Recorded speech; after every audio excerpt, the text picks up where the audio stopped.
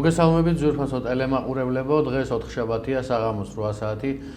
გადაცემ ეთერშია TV+-ი გადაცემით ანალიზის დრო, მე მისი წამყვანი კონსტანტინე ჯაფარიძე გახლავართ. დღეს ჩემთან სტუდიაში სტუმრად იმყოფება ბატონი ჯუმბერ თავართხილაძე, რომელიც გახლავთ პოლიტიკოსი. მოგესალმებით ბატონ ჯუმბერ, დიდი მადლობა რომ მობრძანდით ჩემს გადაცემაში სტუმრად. მადლობა თქვენ მოწვევისათვის. დღეს ვისაუბრებთ ყველაზე სადავო თემა რაც არის, ეს გახლავთ დავით გარაჯი და აზერბაიჯანი. და ერთხელ და სამუდამოდ ამოვწუროთ ეს თემა. ეს ყველაზე დიდი თემა რაც არის, რაზეც დღემდე საუბრობენ საქართველოში და ისმის კითხვა აზერბაიჯანის არის დავით გარაჯი რეალურად და ისტორიულად თუ საქართველოსი. და ჯობს დავიწყოთ გადაცემა. კი ბატონო, მოგახსენებთ.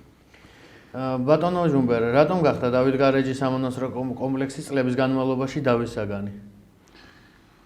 საქმე რა შეაიცე, როდესაც ჯერ წინა პერიოდი უნდა გავიხსენოთ ამ საკითხს, როცა გამოვიხილავთ. საბჭოთა კავშირის პერიოდში, როცა იყო საბჭოთა კავშირი ფუნქციონირებდა, დავით გარაჯი იყო საქართველოსსა და აზერბაიჯანის საზღვარზე. საქართველოს საზღვრებში იყო მოქცეული, საქართველოს საზღვარში იყო მოქცეული. ერთ-ერთი კედელი საზღვრის ითვლებოდა დავით გარაჯი. ის ოდითგანვე იყო ისტორიულთაც და ზოგადადაც. ოდითგანვე იყო საქართველოს სავიზიტო ბარათი იყო. დავით გარაჯი არის საქართველოს სახელმწიფოს სავიზიტო ბარათი. ეს არის უნიკალური ძეგლი, რომელიც ჩვენმა წინაპრებმა შექმნეს და ჩვენმა წინაპრებმა შექმნეს ისეთი უნიკალური ძეგლი, რაც ქვია დავით გარაჯი. ეს არის დიდი კომპლექსი, პატარა რაღაც ერთი შენობა, ერთი პატარა ეკლესია არ არის და როდესაც საბჭოთა კავშირი დაინგრა, მე ჯერ კიდევ მაშინ მახსოვს, რომ ამის პრობლემა წამოიჭრა, რომ ვის ტერიტორიაში უნდა მოქცეულიყო დავით გარაჯი. მე მახსოვს, მაშინ ძალიან ახალგაზრდა ვიყავი, მახსოვს ახლანდელი პოლიტიკოსები ფიქრია ჩიხლაძის დროინდელი სტუდენტები და იქ ჩადიოდნენ, ხმაურობდნენ, იცავდნენ გარკვეულწილად და ასე შემდეგ და სამწუხაროდ მაშინ რაღაც გარიგება მოხდა იმ დროინდელი ხელისუფლებისა და აზერბაიჯანის ხელისუფლებისა და დიდი ალიევსა და იმ დროინდელი საქართველოს უმაღლესი საბჭოს თავმჯდომარე იყო შევარდნაძის პრეზიდენტი არ იყო, სანამ პრეზიდენტი გახდებოდა, ის ხო პარლამენტის თავმჯდომარე იყო. და მათ შორის რაღაც შეთანხმება მოხდა, მაგრამ რა შეთანხმება მოხდა ეს ქართველი ერისათვის უცნობი იყო. მაგრამ თავარი იყო ის, რომ ჩვენი მომლოცველები იქ ჩვეულებრივად შედიოდნენ, ტურისტები შედიოდნენ, არაერთი დაპყრობა არ იყო აზერბაიჯანების მხრიდან. ჩვენი საეკლესიო პერსონალი, მომლოცველები ყოველთვის დადიოდნენ, პრობლემას არ წარმოადგენდა და მიუხედავად იმისა, რომ მხოლოდ ორმა კაცმა შიგნით პატარა წრე მიცოდა, რა მოლაპარაკება შედგა დიდ ალიევსა და შევარდნაძეს შორის, დღემდე არავინ არ იცის. ყოველ შემთხვევისათვის მე არ ვიცი და მე რამოდენიმე ისტორიკოსთან მქონდა საუბარი და მე კიდე მინდა ვთქვა, რომ არა მარტო ისტორიკოსებთან, არამედ შევარდნაძის ახლო გარემოცვასთან მქონდა საუბარი, რომლებსაც შევარდნაძესთან სიკვდილის ბოლომდე კავშირზე იყვნენ და რაღაც ჩანაწერებს აკეთებდნენ. მათაც კი ვკითხე და ვეკითხე და მათაც კი არ იციან რა მოლაპარაკება შესდგა. მაგრამ ჩვენ ქართველები ყვაყოფილი ვიყავით, უკვე ჩვენ გვეგონა რატომღაც რომ ეს პრობლემა მოგვარდა და რა გვაძლევდა ამის ფიქრის საშუალებას. ეს გვაძლევდა ის, რომ ჩვენი მომლოცველები ჩვეულებრივად ჩადიოდნენ და ჩვენი აღსარულო ყველაფერი აი როგორც ჩვენ გვსურდა ისე იყო. მაგრამ ბოლოს როცა ხელისუფლება შეიცვალა და სააკაშვილი მოვიდა, პირველი შეტაკება რომ მოხდა აზერბაიჯანსა და სომხეთს შორის კონფლიქტი რომ ეს უკვე თვალწვევი 2000-იან წლებში 2000-იან წლების დასაწყისში აი ეს კითხვა კვლავ აქტუალური გახდა. ჩვენ უბრალო მოქალაქეები უძლურდივართ რაიმე ფორმით ჩვენ ამ თემას შევეხოთ და რატომ? პირველ რიგში იმიტომ რომ არ ვიცით რა ხდება ეგ. მე თქვენი ტელევიზიის საშუალებით მინდა მიმართო ხელისუფლებას რომ როგორი მტკივნეული გადაწყვეტილებებიც არ უნდა ყოფილიყო მაშინ მიღებული ან სააკაშვილის ხელისუფლების მხრიდან მე თუ ამ ხელისუფლების მხრიდან მიღებული გადაწყვეტილება ურჩევდი რომ ერთხელ და სამუდამოდ ეს თემა ხელისუფლება უნდა ამოწუროს იყოს ბატონო მტკივნეული იყოს ოღონ გამოვიდნენ და სიმართლე უთხრან ხალხს რა ხდება ჩვენს თავს ზოგადად რა გარიგებები მოხდა რომელი შევარდნაძის დროს რა გარიგება იყო სააკაშვილის დროს რა გარიგება იყო და ამათ შორის რა გარიგება ამ ხელისუფლების მხრიდან რა გარიგება არის აზერბაიჯანის მხარესთან საქმე რაშია იცი ხელისუფლებას ამჟამინდელ ხელისუფლებას როცა დაჭირდა სპეკულაცია დაიწყო კვლავ დავით გარეჯით იცია რომ ეს ძალიან მტკივნეული საკითხია ჩვენი ქვეყნისათვის და ჩვენი ერისათვის და ჩვენი ხალხისათვის ყოველთვის სპეკულაცია არ ამართლებს და მოუწოდებ რომ ერთხელ და სამუდამოდ გამოვიდნენ და საჯაროდ იქ საუბრონ რა ხდება დავით გარეჯის ირგვლივ ჩვენ თქვენ კარგად მოგეხსენებათ ძალიან ერუდირებული ერი ვართ და თუ ის გადაწყვეტილებები რაც მათი აზრით ერისათვის მტკივნეული იქნება ჩვენ მაინც მივიღებთ იმას და ერთხელ და სამუდამ ეს თემა ამოიწურება. მაგრამ ხელისუფლება არ აკეთებს ამას რატომაც, არ ვიცი რატომ არ აკეთებს. ყოველთვის როცა სჭირდება სპეკულაციას ეწევა ამ თემით, ხან ის დაიჭირეს, ხან ეს დაიჭირეს, მე არჩევნები ჩაატარდა უკვე ვსიო და რაღაცები. მე ვფიქრობ, რომ ამ ყველაფერში და ამ თემის სპეკულაციაში ყველაზე დიდი დამნაშავე არის ხელისუფლება.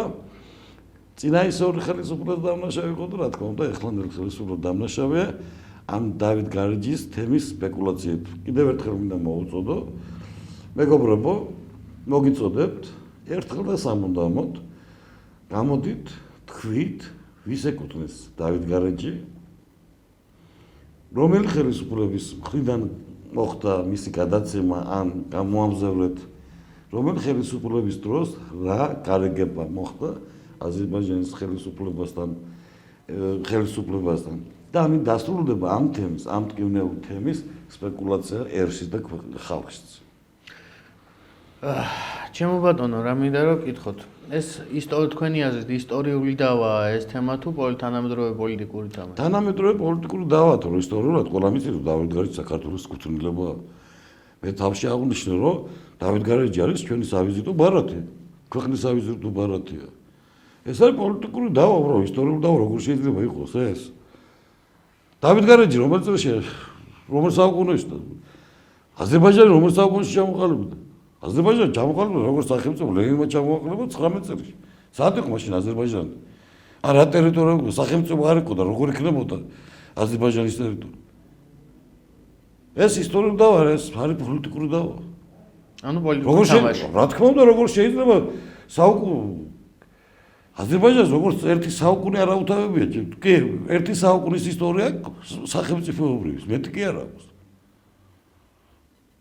და როგორ შეიძლება აზერბაიჯანის იყოს დავით გარეჯი? ეს ხო შეუძლებელია უბრალოდ, წარმოუდგენელია. ერთი საუკუნის ისტორიას ითვლის სახელმწიფო დავით გარეჯი რამდენი საუკუნის ითვლის? როგორ შეიძლება? ეს არის პოლიტიკური თამაში, ეს არის პოლიტიკური როგორ თქვა ეხლა პოლიტიკური დავა ასე ვთქვა. პოლიტიკური დავა ხო? მე ვფიქრობ რომ იცით რა არის არ მინდა რაღაც ხმამაღლა თქვა, მაგრამ როგორც ვთქვა აზერბაიჯანის პრეზიდენტს ცოტა არ იყოს თურქეთთან მეგობრობამ გაათამამა და რაღაც თუმცა არ ვიცი, ვერ გეტყვი. ნუ აქ მის ქმედებები უკვე ჩანს სოფლიო პოლიტიკაში, რომ თურქეთთან და მეგობრობის გამო ცოტა ზემოდან იყურება, მაგრამ ის არ იცის, რომ ზემოდან ყურებას მოყვება ქვემოდან ყურებას, რომ კიდევ ერთხელ მინდა ვისარგებლო თქვენ ტელევიზორ და ხელისუფლებას ვთხოვო, რომ სინათლის მოფინოს ის დოკუმენტები, ის ხელშეკრულებები, რაც აზერბაიჯანის ხელისუფლებასთან არის დადებული შევარდნაძის, სააკაშვილის და მათ მიერ ხელისუფლებაში ყოფნის დროს. მხოლოდ და მხოლოდ ამით ამოიწურება ეს თემა. სხვაგვარად ეს თემა არ ამოიწურება. და ახლა უყურე. ყოველივე ამ თემის ირგვლივ დისკუსიაც კი აზარელებს ურთიერთობებს საქართველოს და აზერბაიჯანის შორის. ურთიერთობის არ არდება. გამიგეთ? დიახ. და აქედან გამომდინარე, აი ეხლა ჩემი საუბარიც კი ნაწილობრივ აზარალებს, აზიანებს. მე არ ვიცი მათ შორის რა მოლაპარაკებები ხდება, ხომ? და ჩვენ რო არ ვისაუბროთ და ჩვენ რო არ დავაზიანოთ ის მოლაპარაკებები თუ ეხლა რამე მიმდინარეობს, ხომ? ხო უკეთეს რომ გამოვიდნენ და თქვან. იმიტომ ზედმეტი დისკუსიაც კი ხანდახან ზიანის მომტანე მოლაპარაკებებში, ხო იგრე არა? რა თქმა უნდა. აქედან გამომდინარე, თუ ხელისუფლება რაიმე სახის დისკუსიას აწარმოებს აზერბაიჯანის ხელისუფლებასთან, ჩვენ რომ ჩვენი დიალოგით არ დავაზარავთ და არ დავაზიანოთ, მაშინ გამოვიდნენ და პირდაპირ თქვან, სიმართლე თქვან და ჩვენ რაიმე ზედმეტი რომ არ ვთქვათ პოლიტიკოსებმა და პოლიტოლოგებმა. ეს იქნება სწორი ნაბიჯი. ბატონო ჯუმბერ, საერთაშორისო სამართლის მიხედვით რა წონის არგუმენტები აქვს საქართველოს და რა აზერბაიჯანს? ვერ გავიგე, კითხვა. საერთაშორისო სამართლის მიხედვით რა წონის, ანუ რა არგუმენტები აქვს როგორც საქართველოს მხარეს, ისე აზერბაიჯანის მხარეს? თქვენ გულისხმობ დავით გარეჯის. რა თქმა უნდა, ამ თემის ირგვლივ ტრიალი. ყველა ვიზიტორი, რომელიც გამოჩენილი ვიზიტორები, რომლებიც ყოფილან საქართველოში, მოლუცვილი აქვთ დავით გარეჯი. კიდევ ერთხელ გეუბნები, 1 გრამის ხალიც კი არანაირი არგუმენტი არ აქვს აზერბაიჯანს, რომლის ტერიტორია მათი. კიდევ ერთხელ გიმეორებ, აზერბაიჯანის სახელმწიფო შეიქმნა 1919 წელს. ლენინის მიერ. და დავით გარეჯი საუკუნეების ისტორია აქვს და საქართველოს საუკუნეების ისტორია აქვს. რა საქართველოსა და აზერბაიჯანის შორის გვერდიგვერდ წონადობას დაკნებას даже არ არის მართალი. თუ საქართველო არის ჩვენ წერთა აღრიცხვა წამოსულა. აზერბაიჯანი ერთი საუკუნესაც ძლივს არის. ერთი საუკუნისა. და კიდევ გამო თეორიული შანსიც კი, ფიქრიც კი იმაზე ზედმეტია, რომ ეს აზერბაიჯანის რაღაცნაირი კუთხით არის. არანაირი მართვა იქ ყველაფერი რაც არის მონასტერში არის ყველაფერი დამადასტურებული მართვა, რომ ის არის მართლმადიდებლური ძეგლი. იქ ყველა კედელი მეტყველებს იმას, რომ იქ რაიმე მუსლიმანური ერთი წერტილიც კი არ არის. რაზეც მიგვანიშნებდა თუ მუსლიმანური სამყაროს შექმნილი იყო, მაშინ რატო შექმნილა მართლმადიდებლური ეკლესია, ხო? ეს არავის არ გადაუკეთებია და არც კომუნისტებს გადაუკეთებია და რაღაც შეიქმნა როგორც ძეგლი და ისე მოდის ხელუხლებლად. აქედან გამომდინარე კიდევ ერთხელ 1% თეორიული შანსიც კი არ არის, რომ აზერბაიჯანმა განაცხადოს, რომ ჩვენია.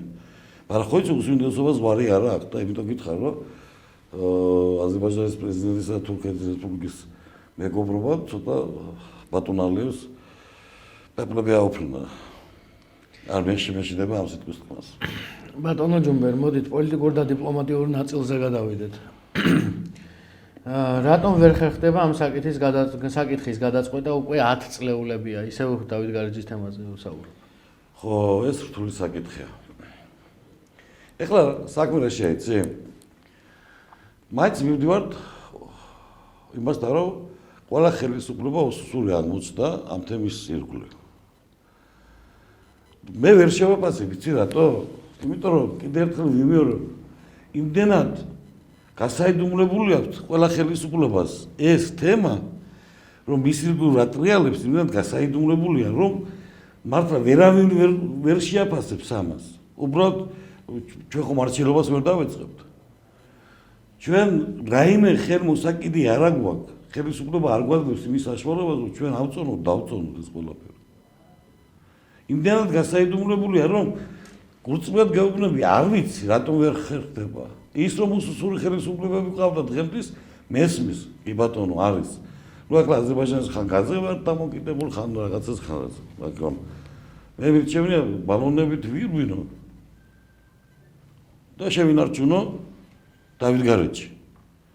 ის რომ რაღაცა ეკონომიკური კუთხით, რაღაცა ეკონომიკური კუთხის გამო დათმო დავით გარეჯი, ეს არის სახელმწიფო ღალატი, სამშობლოს ღალატი. და მე არ მგონია, არ მგონია სააკაშვილის გარდა, მე არ მგონია, რომ ან შევარდნაძის ხელისუფლებას, ან ამ ხელისუფლებას ასეთი სამშობლოს მოღალატებული ქმედება ჩაედინოს.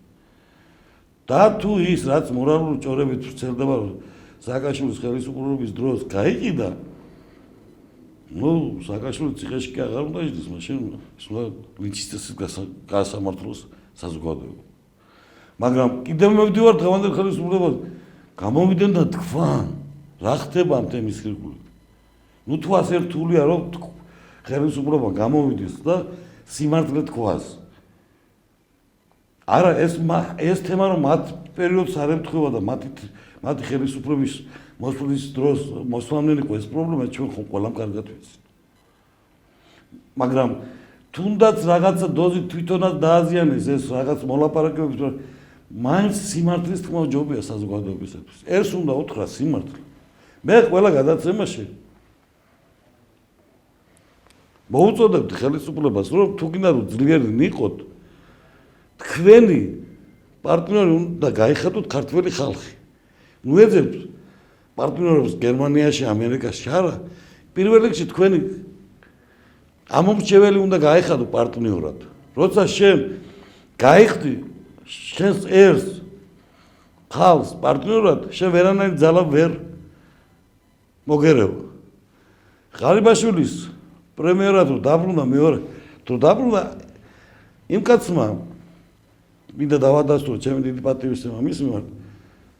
დაიწყო, თითქოს და აი ჩემი შეგონება მოწოდებები დაიწყო.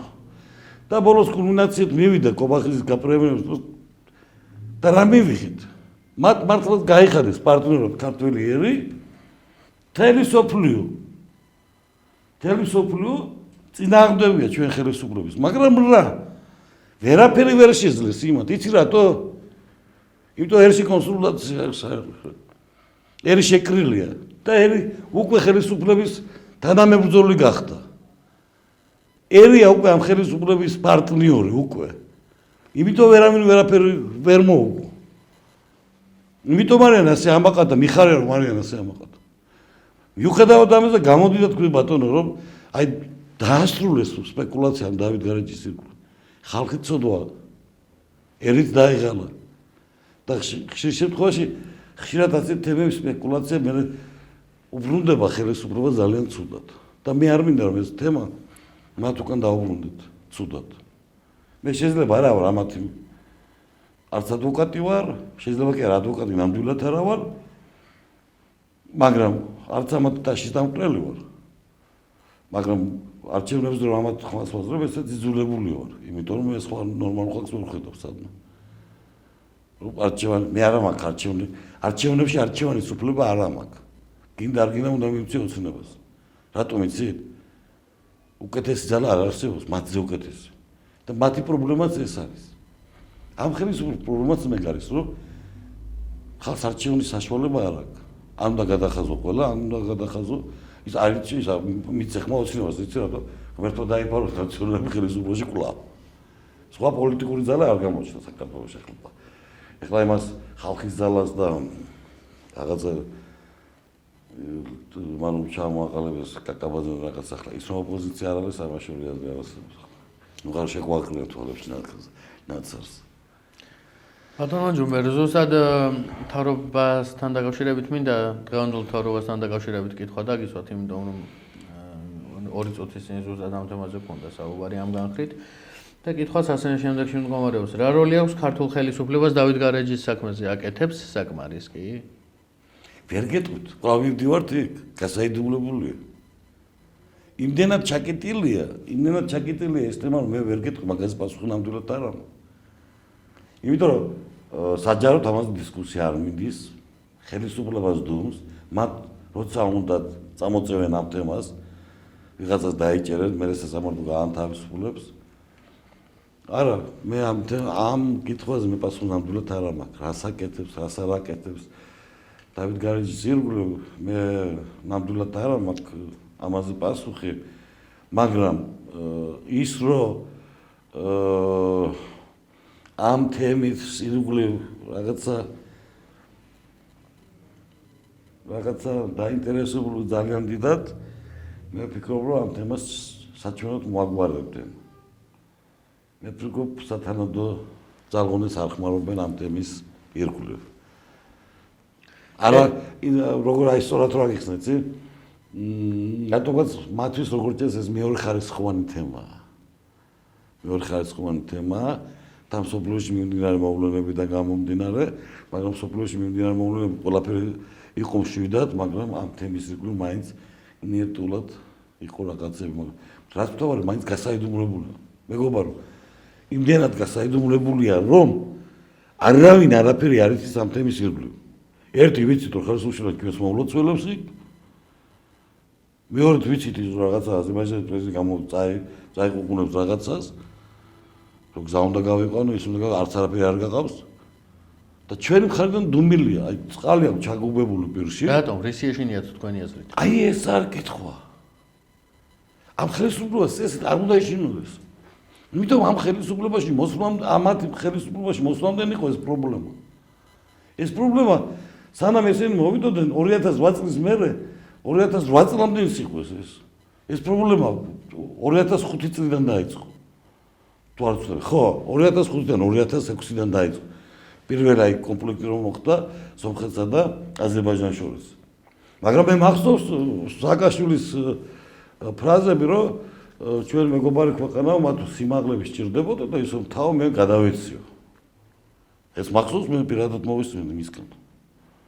და ეს რთული არა ეს ტელევიზიებმა რომ ამოიღო იმდროინდელი რუსთავი ორმა რომ ამოიღოს და ხო რუსთავი ორი რომ ამოიღო ეს მან პირადად განაცხადა. მაგრამ ამ ხელისუფლებას იმ დავით გარეჯის თემასთან არანაირი პრობლემა არ უნდა ქონდეს რომ სიმართლე თქვას. მე ვერ უკავშირებ ამ ხელისუფლებას და დავით გარეჯს. იმიტომ ამათი ხელისუფლებაში მოსვლამდე ის პრობლემა ტრიალებდა და ტრიალებდა. მაგრამ რატო დღევანდელი ხელისუფლება ამაზე დუმს, მე ნამდვილად ვერ გეტყვი. კეთილი, მაშ რა ინტერესები შესაძლოა ქონდეს აზერბაიჯანს დავით გარეჯს?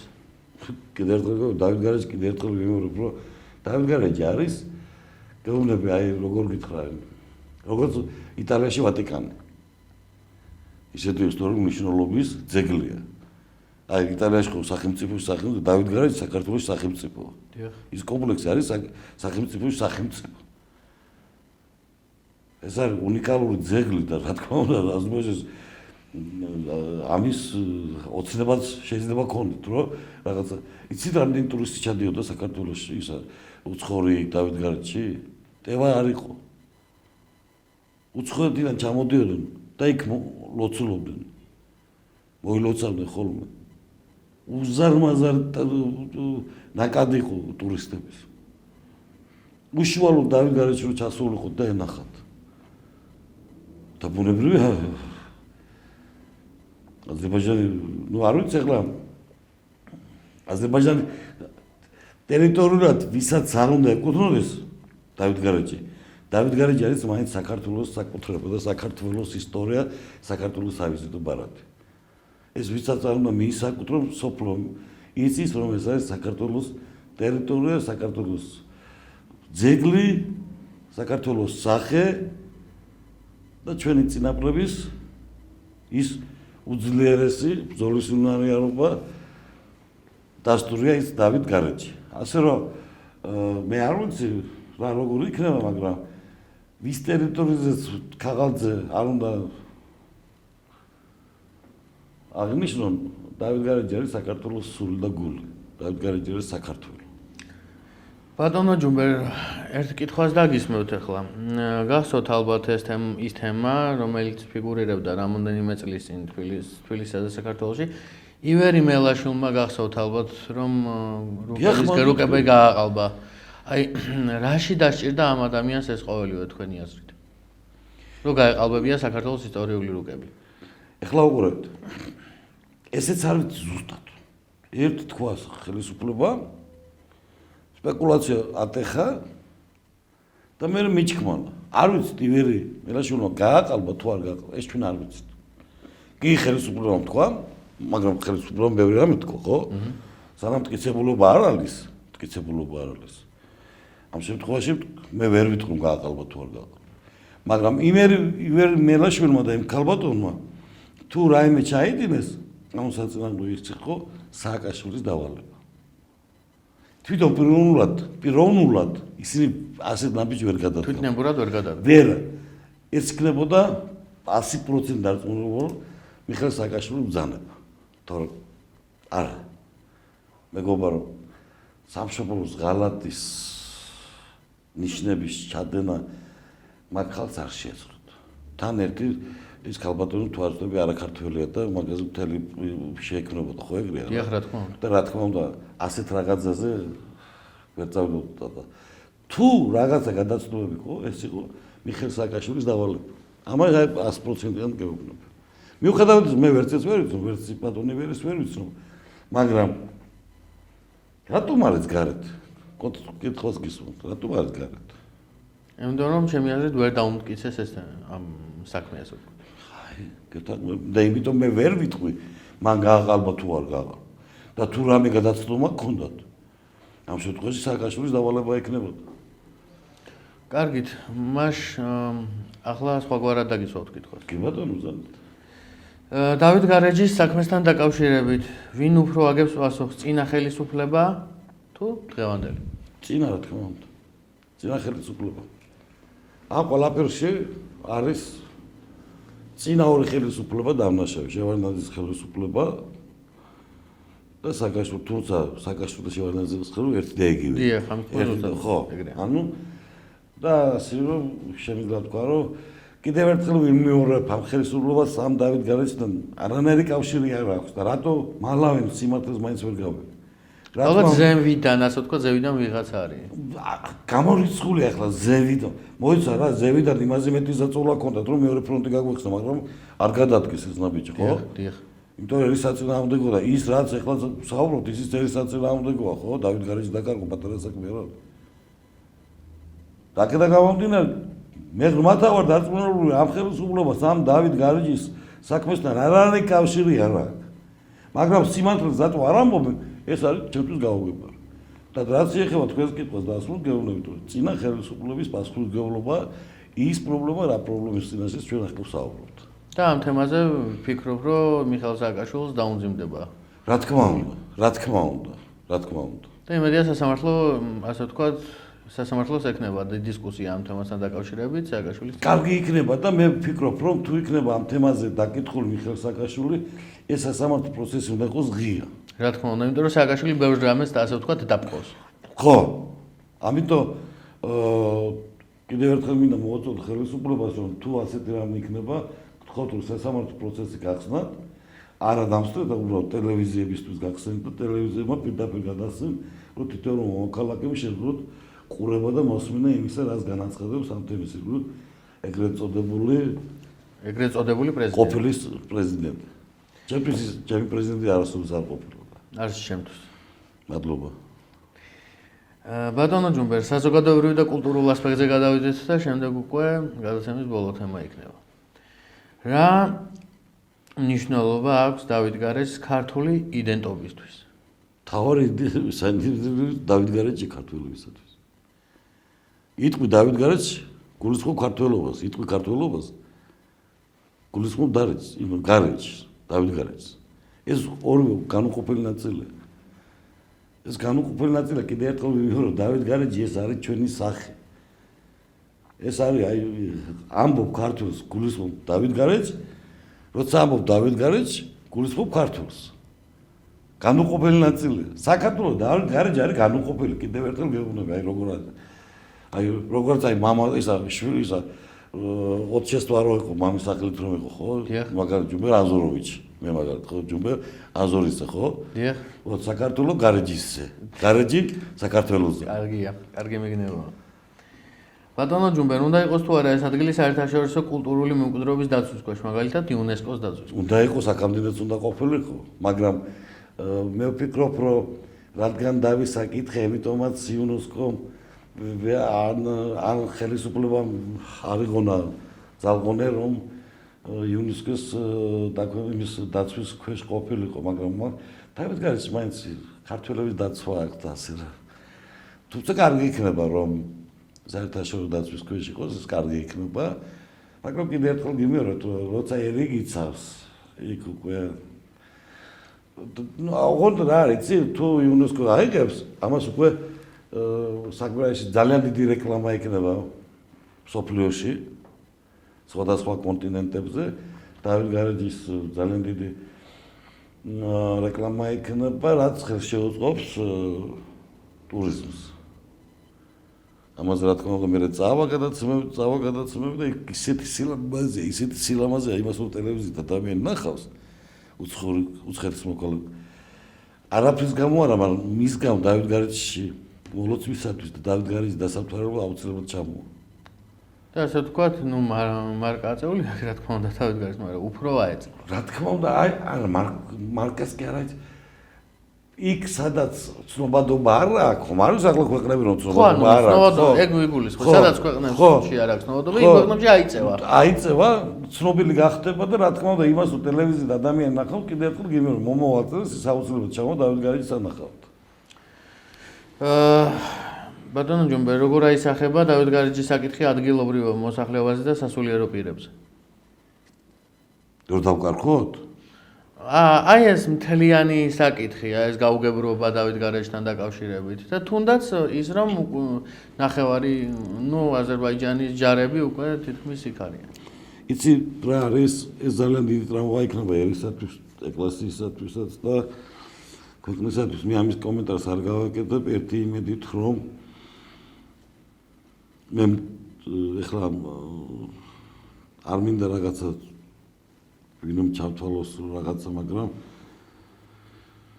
იქ სადაც კაცმა სამების ეკლესიის შეაშენა, მე ვფიქრობ ძალისხმევას, პიროვნულ ძალისხმევას არ დაეშორებს, რომ დავით გარეჯი დათმოს და ბოლო-ბოლო თუ საქმეზე წავა უნდა გამოესხიდოს ეს ბიძინა ივანიშვილი და ამიტომ მინდა რომ ხელისუფლება ამაზე ისაუბროს, რა ხდება, ვიცოდეთ ყველაფერი თუ არა და თუ გამოსყიდეს საშუალება იქნება თვითონ ერი შევაგროვებთ ფულს, ყველანაირად ვეცდებით, რომ ეს პრობლემა მოვაგვაროთ ისე, რომ არც მეზობელთან ურთიერთობა გავიფუჭოთ და არც ჩვენ დავზარდეთ.